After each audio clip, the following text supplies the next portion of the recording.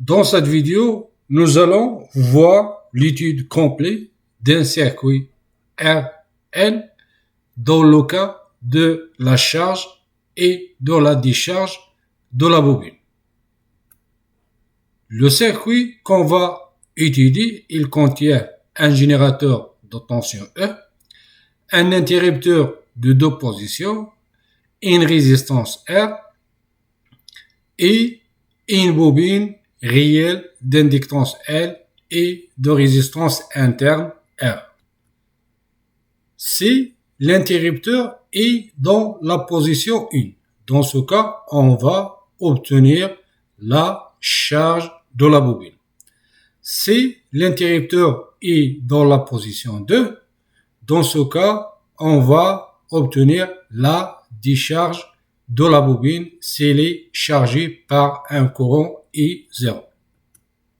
Dans les deux cas, on va chercher l'équation différentielle du courant U et de la tension UL entre la bobine. On va aussi déterminer l'expression de la constante du temps tau et on va résoudre ces équations différentielles et à la fin, on va tracer le courant I en fonction du temps et la tension UL en fonction du temps. Le premier cas, c'est l'interrupteur est dans la position 1.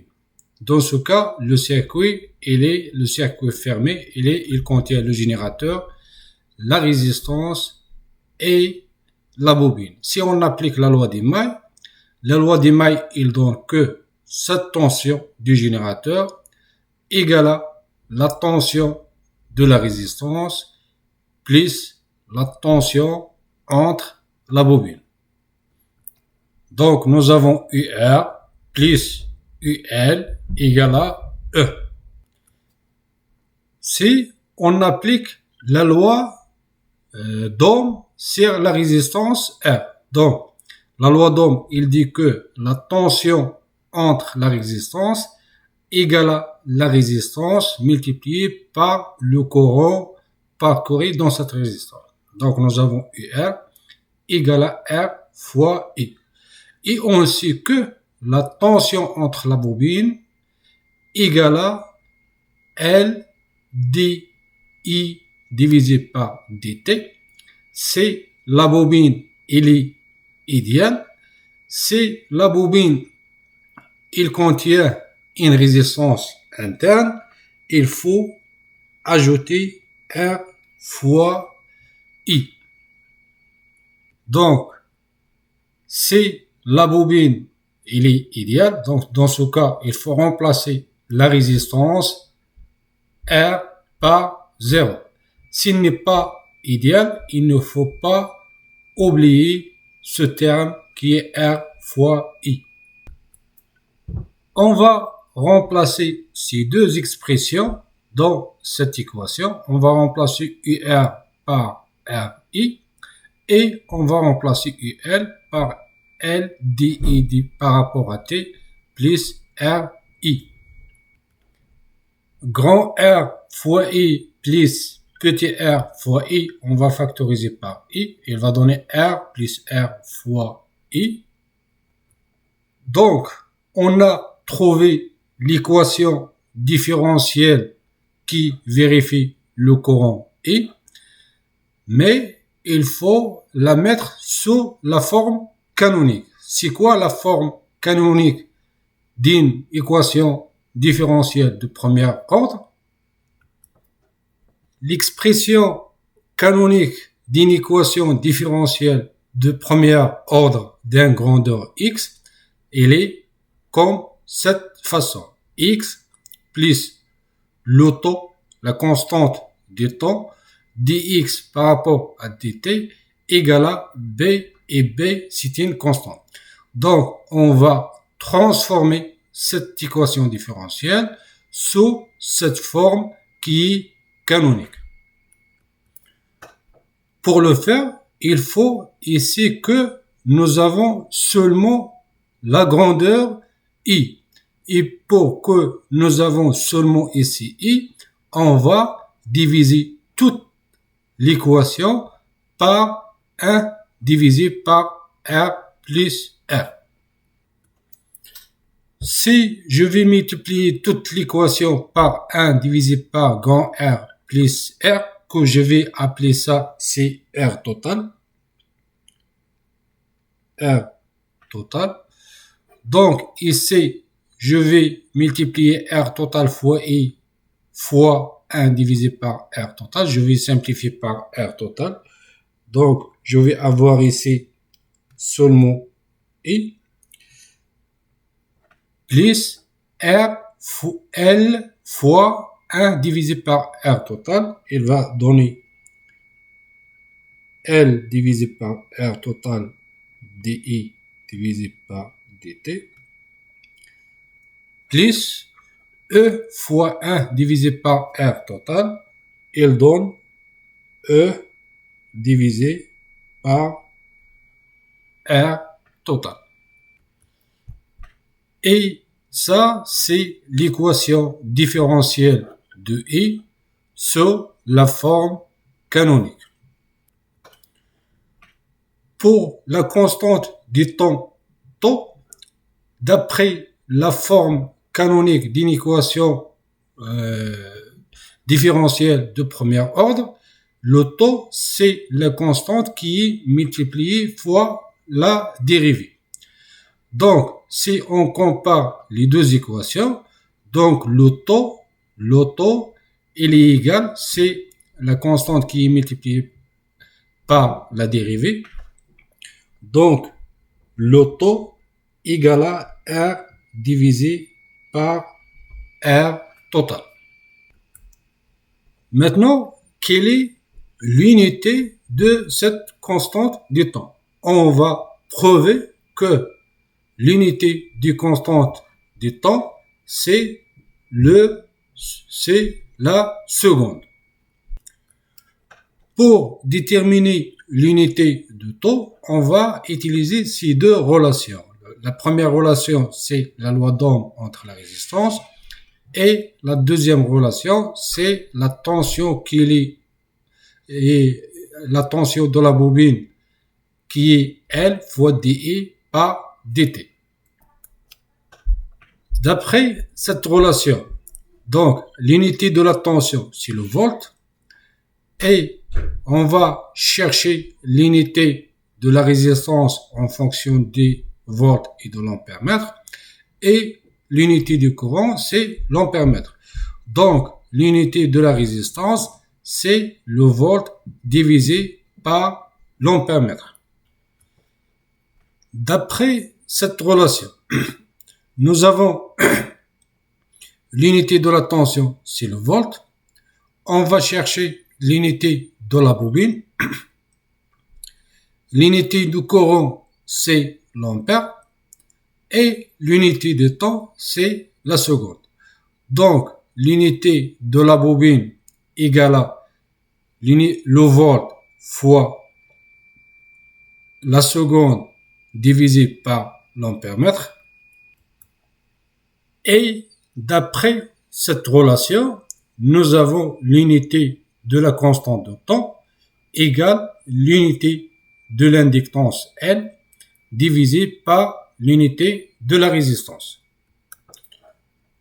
On va remplacer, nous avons l'unité de la bobine, c'est le volt fois la seconde divisé par l'ampère, et l'unité de la résistance, c'est le volt divisé par l'ampère.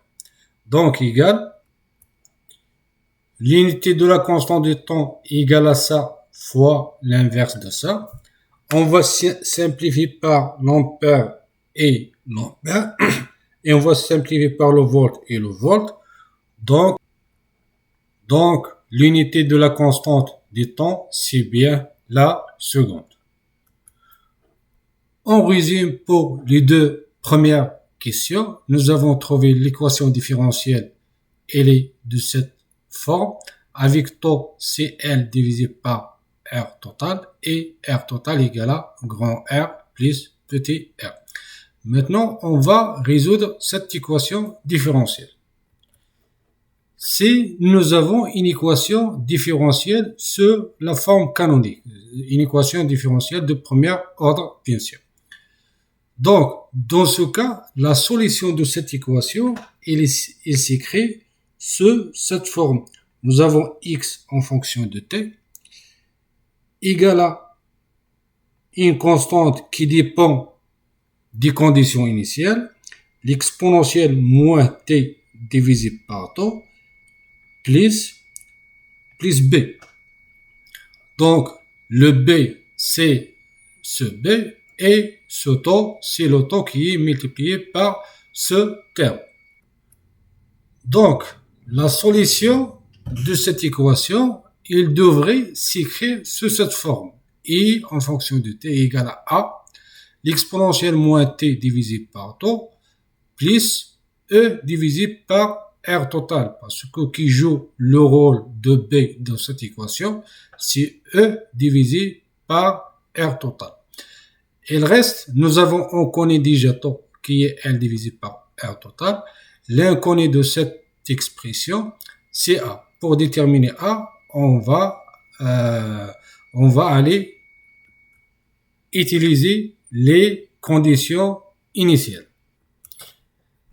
Avant la fermeture de l'interrupteur K et C. Donc, nous avons le circuit, il est ouvert. Puisque le circuit est ouvert, donc il n'y a pas de passage de courant. D'où on peut conclure qu'avant la fermeture de l'interrupteur, le courant I, il est égal à 0. Et je peux écrire que I à l'instant 0 moins, ça veut dire avant la fermeture de l'interrupteur, égale à 0. Après la fermeture de l'interrupteur, on aura le passage du courant dans le circuit RL. Donc, à 0 plus, on aura le passage de courant. Et puisque le courant d'une bobine, c'est une fonction qui est continue, donc le courant à l'instant 0 égale à le courant à l'instant 0 moins égale à le courant à l'instant 0 plus. Donc, je peux dire que le courant à l'instant 0 plus égale à 0 égale à le courant à l'instant 0. Si on revient à cette équation, je remplace le t par le 0, je vais avoir I0 égale à A multiplié par l'exponentielle 0, l'exponentielle 0 c'est 1, donc nous avons A fois 1, plus E divisé par RT égale à 0. Donc qui va donner E égale à moins E divisé par RT. On va remplacer A dans cette expression, donc ET égale à moins E divisé par RT, l'exponentielle moins T divisé par 3 plus E divisé par RT. On va factoriser par E divisé par RT, donc je vais avoir 1 moins l'exponentielle T moins tau, et ça, l'expression du courant I en fonction du temps. On va déterminer l'évolution de la tension entre la bobine dans le cas où cette bobine elle est idéale. Ça veut dire que la résistance interne est égale à 0. Si la résistance interne égale à 0, dans ce cas UN égale à L dI divisé par dt. Donc, ici, on va dériver ça. dI par dt, c'est la dérivée de ça par rapport au temps. Donc, je vais écrire L. L divisé par R, c'est une constante qui est multiplicative, donc je vais la laisser. E divisé par RT. La dérivée de 1, c'est 0. Et j'ai moins. La dérivée de l'exponentielle, donc c'est la dérivée de ça fois l'exponentielle. La dérivée de ça, c'est moins 1 divisé par tau fois l'exponentielle moins t divisé par tau. Donc ici nous avons moins et moins, c'est plus. On aura L divisé par R total. R total qui est égal à grand R parce que le R est égal à 0 fois E fois 1 sur tau exponentielle moins T divisé par tau. Et L divisé par R tau par R total, c'est tout simplement c'est tau. Donc nous avons ici c'est tau et ici divisé par tau. Donc on va simplifier par les deux. Et l'expression ou l'évolution de la tension entre la bobine égale à E l'exponentielle moins T divisé par tau. En résumé pour cette question, nous avons trouvé que I T égale à E divisé par R total fois E1 moins l'exponentielle moins T divisé par tau. U et L égale à E fois l'exponentielle moins T divisé par tau. Maintenant, on va tracer les deux fonctions, le courant et la tension de la bobine. Dans ce repère, on va tracer le courant I en fonction de temps. À l'instant T égale à 0. Si je remplace ici T par 0, ici j'ai l'exponentielle de 0 qui est égale à 1. Donc nous avons 1 moins 1 égale à 0. Donc T I 0 égale à 0. Donc le courant I, il va commencer par 0. Lorsque T tend vers plus l'infini, si T tend vers plus l'infini, nous avons ici c'est moins l'infini et l'exponentielle de moins l'infini égale à 0. Donc I A plus l'infini égale à E divisé par R total. Donc nous avons une asymptote E égale à R total, l'asymptote horizontale. Donc le courant I, il va commencer par 0 et il va tendre vers l'asymptote A lorsque T tend vers plus l'infini. Ça pour le courant I.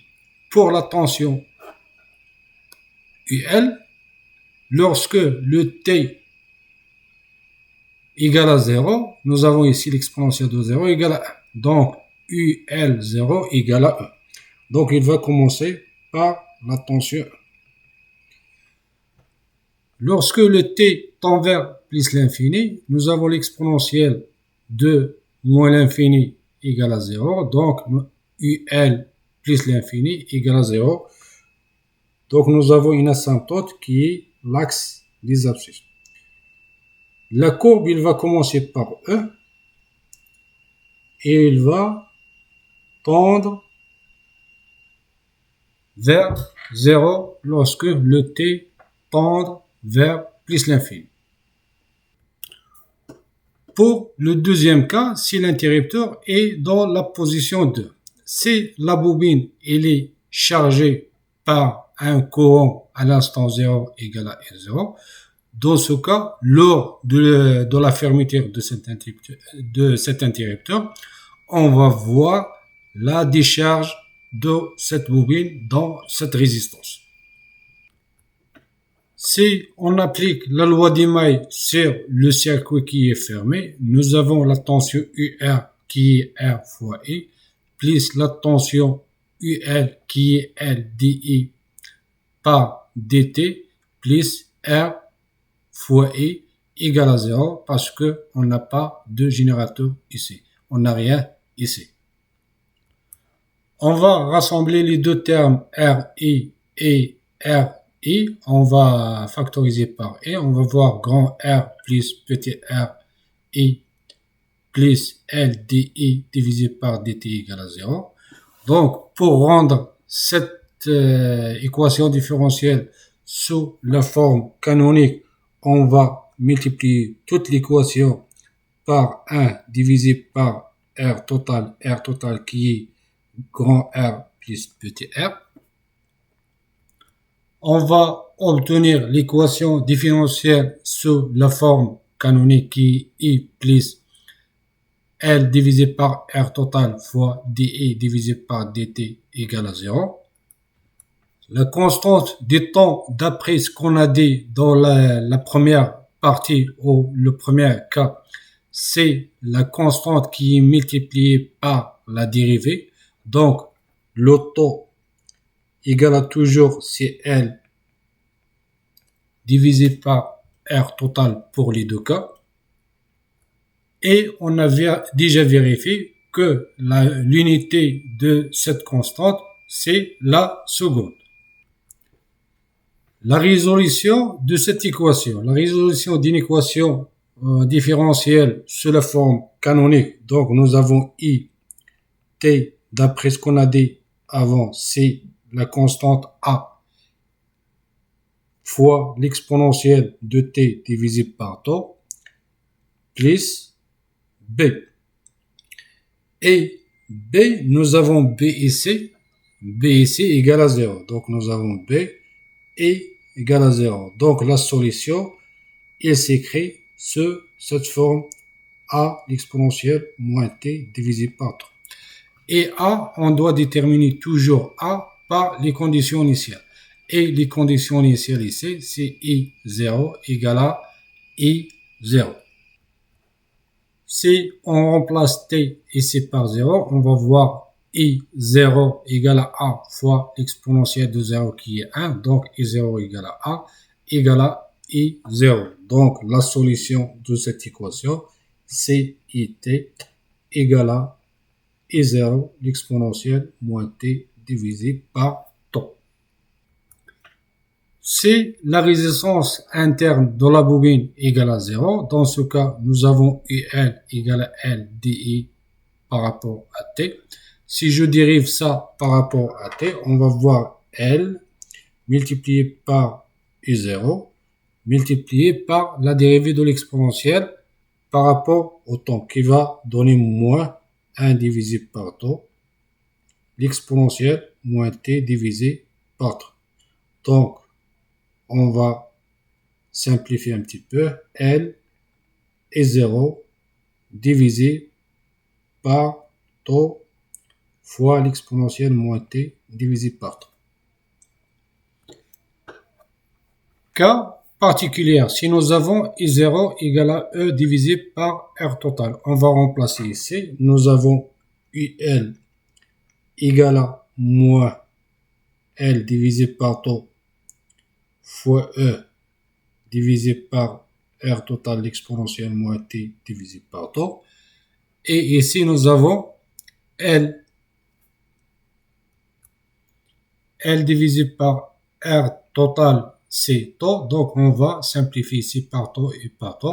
Et on va voir UL égale à moins E l'exponentielle moins T divisé par taux. Maintenant, il reste à tracer le courant I en fonction de temps. On va le tracer ici dans ce repère. Et on va tracer la tension UL en fonction de temps. On va le tracer dans ce repère. De la même façon, lorsque le T égale à 0, nous avons I0 égale à grand I0. Donc, à l'instant 0, le courant, il va commencer par la valeur I0. Et lorsque T tendre vers plus l'infini, nous avons ici l'exponentielle de moins l'infini qui est égale à 0. Donc, I plus l'infini égale à 0. Donc, nous avons une asymptote A plus l'infini qui est égale à l'axe des abscisses. Donc, on va voir une courbe sur cette forme. De même pour la tension UL. Lorsque le T égale à 0, on va voir que UL 0 égale à moins L et 0 divisé par temps. Donc, c'est une valeur qui est négative. Il va commencer par moins L et 0 divisé par temps. Et lorsque le T tend vers tendre vers plus l'infini, on va voir que cette exponentielle, elle va tendre vers 0. Donc, UL plus l'infini égale à 0. D'où une asymptote qui est l'axe des abscisses lorsque t tend vers plus l'infini. Donc, on va voir une courbe sous cette forme.